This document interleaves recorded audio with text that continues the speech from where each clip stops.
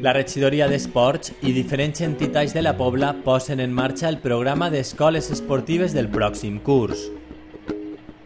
En total s'oferten més de 700 places de diferents modalitats. Són el karate, la pilota, la gimnàstica rítmica, el tenis i el frontenis i els balls esportius de saló i urbans. El període per inscriure's està obert i els que han participat de la passada edició tenen fins el 10 de setembre per confirmar la continuïtat. Fins el 30 de setembre està obert el termini per a noves matriculacions. També les escoles gestionades pels clubs obrin matrícula. Són la de futbol, bàsquet, patinatge, ciclisme, tenis taula, automodelisme i atletisme. També s'obri el període de matrícula per a les activitats d'adults.